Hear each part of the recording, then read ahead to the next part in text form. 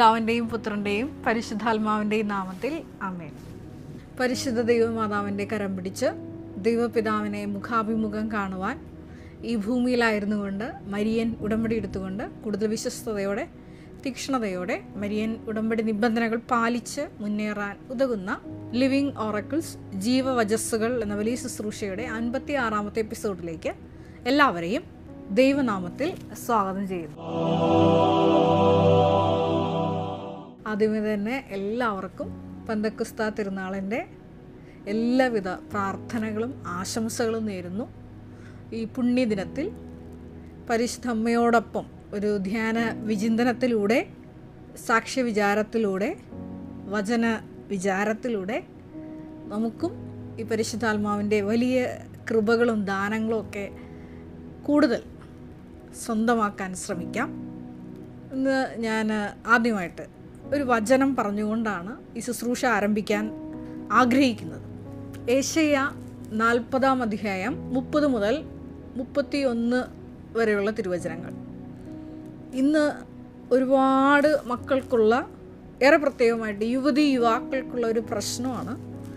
പല ജീവിത സാഹചര്യങ്ങളിലൊക്കെ മുന്നേറുമ്പോൾ ചില തകർച്ചകൾ, പതർച്ചകൾ, അതുമല്ലെങ്കിൽ അവർ ഉദ്ദേശിക്കുന്ന രീതിയിൽ കാര്യങ്ങൾ നടക്കാതെ വരുമ്പോഴൊക്കെ ഒരു ആത്മാവിൻ്റെ തളർച്ച, അതുമല്ലെങ്കിൽ മുന്നോട്ട് ഇനി ഒരു യാത്ര സാധ്യമല്ല എന്നൊക്കെ ചിന്തിക്കുന്ന ഒരു മക്കൾക്ക് കരുത്തു പകരുന്ന ഒരു വചനമാണ്.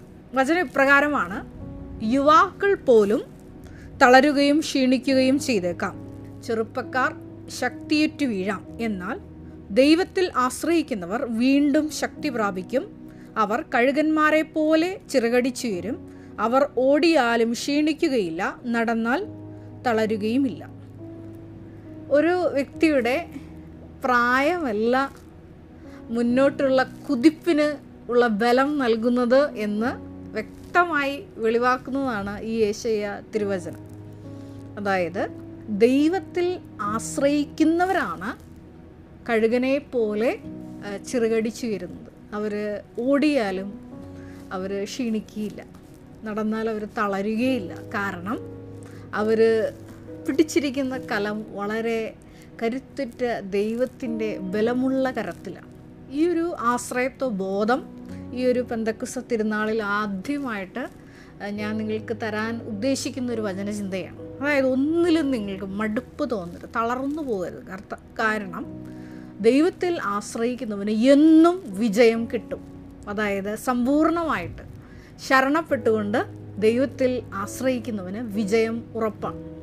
വീണ്ടും ഈ ഒരു തിരുവചന ഭാഗത്തോട് ഏറ്റവും യോജിച്ചു പോകുന്ന മറ്റൊരു സങ്കീർത്തന വചനമുണ്ട്. വചനം ഇപ്രകാരമാണ്: കർത്താവിൻ്റെ വിശുദ്ധരെ അവിടുത്തെ ഭയപ്പെടുവിൻ, അവിടുത്തെ ഭയപ്പെടുന്നവർക്ക് ഒന്നിനും കുറവുണ്ടാവുകയില്ല.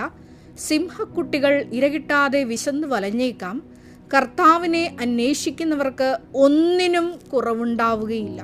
അതെ, ദൈവത്തെ ഭയപ്പെടുന്നവന്, കർത്താവിനെ അന്വേഷിക്കുന്നവർക്ക് യാതൊരു കുറവും ഉണ്ടാവുകയില്ല. അതിന് സങ്കീർത്തനങ്ങൾ പറയുന്നത് സിംഹക്കുട്ടികൾ ഇരകിട്ടാതെ വലഞ്ഞേക്കാം, എന്നാൽ കർത്താവിനെ തേടുന്നവർക്ക്, കർത്താവിനെ അന്വേഷിക്കുന്നവർക്ക് യാതൊരു കുറവും ഉണ്ടായിരിക്കത്തില്ല. സങ്കീർത്തനങ്ങൾ 34-ാം അധ്യായം 9 മുതൽ 10 വരെയുള്ള തിരുവചനങ്ങളാണ് നമ്മൾ കേട്ടത്. അപ്പോൾ ഈ ഒരു 2 തിരുവചനങ്ങളിലൂടെ ഞാൻ പറയാൻ ആഗ്രഹിച്ച 2 കാര്യങ്ങൾ ഇപ്രകാരമാണ്. ജീവിതത്തിൽ നിങ്ങൾ ഒരു ലക്ഷ്യം വെച്ച് മുന്നേറുമ്പോൾ ഒരുപാട് തളർച്ചകളും പരാജയങ്ങളും ഒക്കെ ഉണ്ടാകാം. പക്ഷേ കർത്താവിൽ ആശ്രയിക്കുന്നവൻ ഒരിക്കലും വീണു പോവുകയില്ല. അവന് ദൈവം തന്നെയാണ് ഒരു ഉത്തരം നൽകുന്നത്.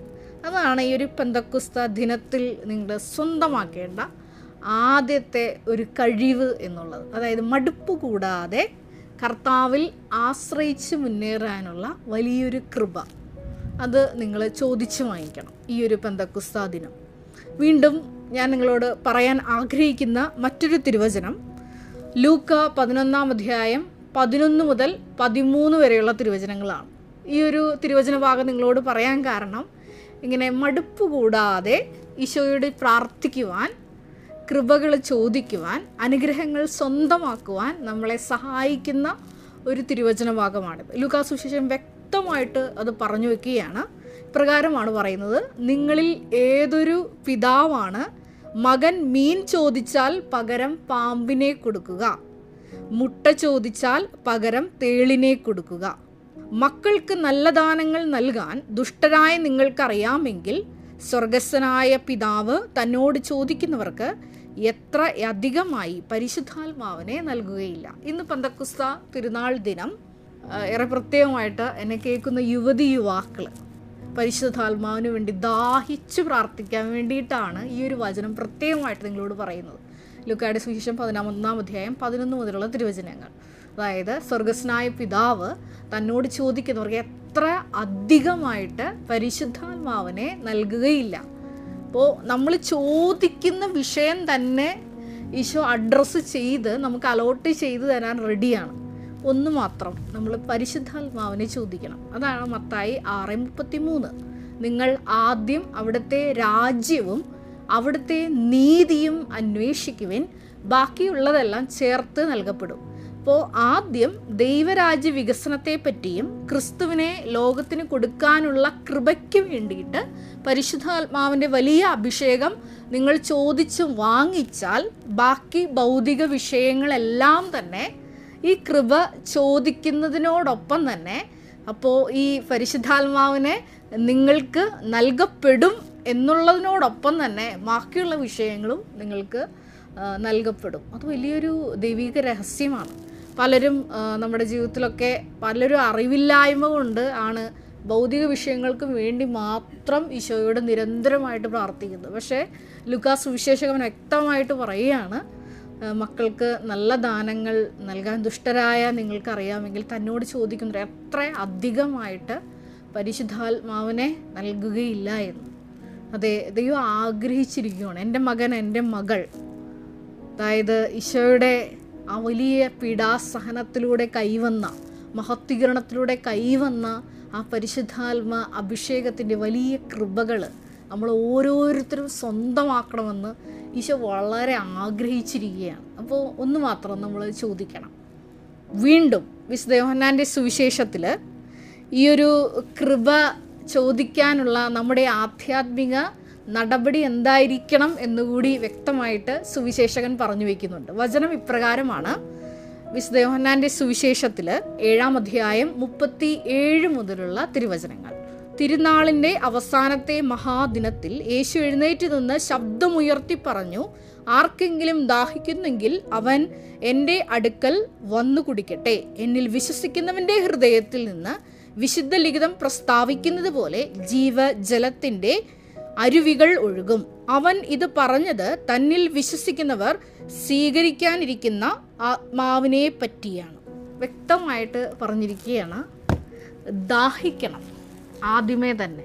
അതായത് പരിശുദ്ധാത്മ അഭിഷേകം നിറയപ്പെടാനുള്ള ആദ്യ ഒരു ഹ്യൂമൻ ഡിസ്പൊസിഷൻ, നമുക്ക് വേണ്ട ഒരു മാനസിക നില എന്നുള്ളത് ആ ഒരു വലിയ ദാഹമാണ്, ഒരു അഭിവാജ്ഞ.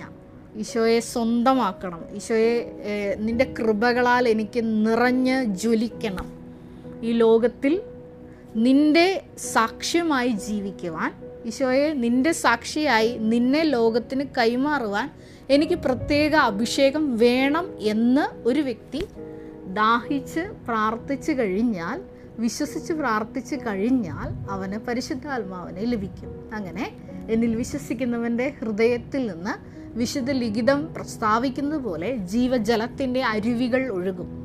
പരിശുദ്ധമ്മയുടെ പ്രത്യക്ഷീകരണം നടന്ന ഓരോ മണ്ണിലും സംഭവിക്കുന്നത് ഇപ്രകാരമാണ്. അമ്മ എവിടെ എല്ലാം പ്രത്യക്ഷപ്പെട്ടോ അവിടെയെല്ലാം ഈ പുത്രൻ്റെ കൃപ ഒഴുകുന്ന വലിയ നീർച്ചാലുകളുണ്ട്. അതിൻ്റെ ഏറ്റവും അടുത്ത അടയാളം നൽകുന്ന വലിയൊരു സാക്ഷ്യം ഈ കഴിഞ്ഞ ദിവസങ്ങളിൽ ഒരു മകൻ പറയുകയുണ്ടായി. ചങ്ങനാശ്ശേരി എന്നുള്ള ജിമ്മി എന്നൊരു മകൻ. എൻ്റെ പേര് ജിമ്മി വർഗീസ് ജോസ്. ചങ്ങനാശ്ശേരി അതിരൂപതയിലുള്ള പച്ച ചേക്കിടിക്കാട് ലൂർദ്മാത പള്ളിയിൽ നിന്നാണ് ഞാൻ വരുന്നത്. ആ മകൻ സാക്ഷ്യം പറയുന്ന ഇപ്രകാരമാണ്. ഒരുപാട് ജീവിത പ്രശ്നങ്ങളിലൂടെയൊക്കെ കടന്നുപോയി. അതുപോലെ കൃപ നഷ്ടപ്പെട്ടപ്പോൾ ആത്മാവിലൊരു വലിയ ഭയവും ടെൻഷനൊക്കെ വന്നു. അങ്ങനെ ഞാൻ ഭാര്യയും ചേച്ചിയും നിർബന്ധിച്ചിട്ട് മരിയൻ ഉടമ്പടി ഓൺലൈനിലെടുത്തു. ഉടനടിയാണ് ആ മകന് വലിയ ദൈവാനുഭവം കിട്ടിയത്. അത് ഒരു ഭൗതിക നേട്ടമൊന്നുമല്ല മകൻ പറയുന്നത്. മകൻ പറയുന്ന 2 കാര്യങ്ങളാണ്. ഒന്ന്, ഉടമ്പടി എടുക്കുന്നതിന് മുമ്പ് എനിക്ക് വിശുദ്ധ കുർബാനയിൽ പങ്കെടുക്കുമ്പോൾ ഉറക്കം വരുമായിരുന്നു. അതുപോലെ ബൈബിൾ വായിക്കുമ്പോൾ ഒട്ടും താല്പര്യം തോന്നാറില്ലായിരുന്നു. പക്ഷേ അന്ന് മുതൽ എനിക്ക് വിശുദ്ധ കുർബാന ഒരു അനുഭവമായി മാറാൻ തുടങ്ങി. അതുപോലെ ബൈബിൾ വായിക്കാൻ അതിയായ ആഗ്രഹം എന്നിലുണ്ടായി. ഓൺലൈനായി ഉടമ്പടി എടുത്ത് 3 മാസം കൊണ്ട് ഞാൻ ബൈബിൾ വായിച്ചു തീർന്നു. ഈശോ നമുക്ക് വേണ്ടി അവസാന തുള്ളി രക്തം വരെ ചിന്തി ബലിയായ അവിടുത്തെ പീഡാനുഭവ കുരിശുമരണ ഉദ്ധാന രഹസ്യങ്ങളെ ധ്യാനിക്കുന്ന ദിവ്യബലിയിൽ അതിൻ്റെ അർത്ഥം അറിഞ്ഞ് ആഴമറിഞ്ഞ് പങ്കെടുത്ത് പ്രാർത്ഥിക്കുക എന്നുള്ളത് വലിയൊരു അഭിഷേകമാണ്. അപ്പോൾ ഈ മകൻ അതും കിട്ടി. രണ്ടാമതായിട്ട് വചനം വായിക്കാനുള്ള അഭിഷേകം കിട്ടി. പിന്നെ തുടർച്ചയായിട്ട് മറ്റു പല കാര്യങ്ങളും മകൻ പറയുന്നുണ്ട്. 10 വർഷമായിട്ടുള്ള മദ്യപാനം നീ. പിന്നെ ആ മകൻ്റെ വലിയൊരു ജീവിത ദുരിതക്കയത്തിൽ വൈഫും ഹസ്ബൻഡും ഒക്കെ ഇവർ 2 പേരും ഓസ്ട്രേലിയയിൽ സെറ്റിലാവുമ്പോൾ PhD ചെയ്തുകൊണ്ടിരിക്കുമ്പോൾ ഈ മകന് റെറ്റിനൽ ഡിറ്റാച്ച്മെൻറ്റ് വരുന്നു. അപൂർവമായിട്ടൊരു അസുഖമാണ്. വളരെ ക്രിട്ടിക്കലായിട്ടുള്ള കണ്ടീഷനിൽ ആ മകൻ ഓസ്ട്രേലിയയിൽ നിന്ന് ഇവിടെ വരുന്നു. ബഹുമാനപ്പെട്ട VP ജോസഫ് അച്ഛൻ 2 കണ്ണിലും സൈത്ത് പൂശി പ്രാർത്ഥിക്കുന്ന വഴി പൂർണ്ണ സൗഖ്യം, ഒരു ട്രീറ്റ്മെൻറ്റും ഇല്ലാതെ മകന് കിട്ടി. ഇതെല്ലാം പറഞ്ഞ് അവസാനിപ്പിക്കുമ്പോഴും ഈ മകൻ അവസാനം പറഞ്ഞു വയ്ക്കുന്ന കുറച്ച് കാര്യങ്ങളുണ്ട്. അത് ഇപ്രകാരമാണ്. മരിയൻ ഉടമ്പടി എന്നത് ഞാൻ മനസ്സിലാക്കിയത് ഇപ്രകാരമാണ്. അതാണ് ഞാൻ നിങ്ങളോട് പറയാൻ ആഗ്രഹിക്കുന്നത്. മറ്റൊന്നുമല്ല, ഈ മകൻ സാക്ഷ്യം കൺക്ലൂഡ് ചെയ്യുന്നത് ഇങ്ങനെയാണ്. പല പ്രശ്നങ്ങളുടെയും പരിഹാരമായിട്ടാണ് ഞാൻ ഉടമ്പടി എടുത്തത്. പക്ഷേ ഉടമ്പടി ജീവിതത്തിൽ വളർന്നു കഴിഞ്ഞപ്പോൾ എനിക്ക് മനസ്സിലായത് പ്രശ്നങ്ങളല്ല, പല പ്രശ്നങ്ങളുടെയും നടുവിൽ ശാന്തമായി ദൈവത്തെ ആരാധിക്കാനുള്ള ഒരു വരമാണ് ഉടമ്പടിയിലൂടെ എനിക്ക് ലഭിച്ചത് എന്നുള്ളതാണ്. ഇപ്പോഴും പല പ്രശ്നങ്ങളും, പക്ഷേ ഒരു പ്രശ്നങ്ങളും എന്നെ ടച്ച് ചെയ്യുന്നില്ല. 2 ഇവൻ പറയുന്നത് പ്രകാരമാണ്. അച്ഛൻ എപ്പോഴും പറയാനുള്ള വാക്യം ലൂക്കായുടെ സുവിശേഷം 10-ാം അധ്യായം 19-ാം വാക്യം, പാമ്പുകളുടെയും തേളുകളുടെയും ശത്രുക്കളുടെ സകല ശക്തികളുടെയും മേൽ ചവിട്ടി നടക്കാനുള്ള അധികാരം നിങ്ങൾക്ക് ലഭിക്കും. അതിൻ്റെ അർത്ഥം എനിക്ക് എപ്പോഴാണ് മനസ്സിലായത്. എന്ത് പ്രശ്നമുണ്ടെങ്കിലും ശാന്തമായി ദൈവത്തെ ആരാധിക്കാനുള്ള ശക്തി നമുക്ക് കിട്ടും എന്നുള്ളത്. അതായത് പാമ്പുകളും തേളുകളും സർപ്പങ്ങളും നമ്മളെ വിഴുങ്ങാൻ നോക്കി നിൽക്കുന്ന ഒരുപാട് സാഹചര്യങ്ങളുണ്ട്. പക്ഷേ മരിയൻ ഉടമ്പടി വഴി അധികാരം ഞാൻ പ്രാപിച്ചപ്പോൾ വലിയ അഭിഷേകം സ്വന്തമാണ്. അവസാനം മകൻ പറഞ്ഞു വെക്കുന്ന പ്രകാരമാണ്. പണ്ഡിതനെന്നോ പാമരനെന്നോ വ്യത്യാസമില്ലാതെ എല്ലാവരെയും നിത്യതയിലേക്ക് യാത്ര ചെയ്യാൻ സഹായിക്കുന്ന വലിയൊരു മാർഗമാണ്. അത് ദൈവം തന്ന ഒരു വലിയ മാർഗമാണ് മരിയൻ ഉടമ്പടി. ഇതാണ് പറയുന്നത്. അപ്പോൾ ഇത് ഈ മകൻ്റെ സാക്ഷ്യം എന്ന് പറയുന്നത് പരിശുദ്ധാത്മാവിനെ പ്രാപിച്ച ഒരു മകൻ്റെയാണ്. പാപങ്ങൾ വെറുത്തുപേക്ഷിക്കാൻ മകൻ പറയുന്നുണ്ട്. 10 വർഷമായിട്ടുള്ള മദ്യപാനം ഞാൻ ഇന്നേ വരെ ഉടമ്പടി എടുത്തതിന് ശേഷം മദ്യപിച്ചിട്ടില്ല എന്ന് പറയുന്നുണ്ട്. അത് വലിയൊരു പാപങ്ങൾ വെറുത്തുപേക്ഷിച്ചപ്പോൾ ആ മകന് ദൈവം കൊടുത്ത വലിയൊരു കൃപയാണ്. അതായത് പ്രശ്നങ്ങളുടെ നടുവിൽ അഭിഷേകം പ്രാപിച്ചുകൊണ്ട് ഭയമില്ലാതെ ഈശോയെ മുറുകെ പിടിച്ച് മുന്നോട്ട് പോകാനുള്ള വലിയൊരു അഭിഷേകം.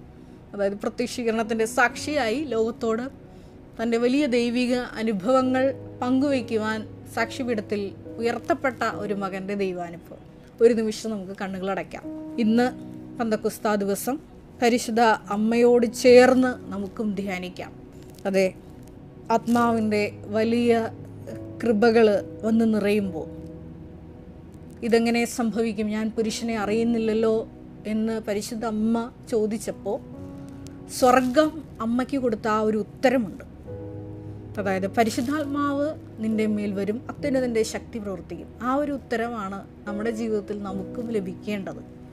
ഉത്തരമില്ലാത്ത ഓരോരോ വിഷയങ്ങളുടെ മുമ്പിലും പതറി നിൽക്കുമ്പോൾ ഇന്നത്തെ തിരുവചനത്തിലൂടെ, സങ്കീർത്തനങ്ങളിലൂടെ, യെശയ്യാ പ്രവാചകൻ്റെ പുസ്തകത്തിലൂടെ നമ്മൾ കണ്ടെത്തിയതുപോലെ കർത്താവിനെ അന്വേഷിക്കുന്നവർക്ക് ഒരു കുറവും ഉണ്ടാവുകയില്ല.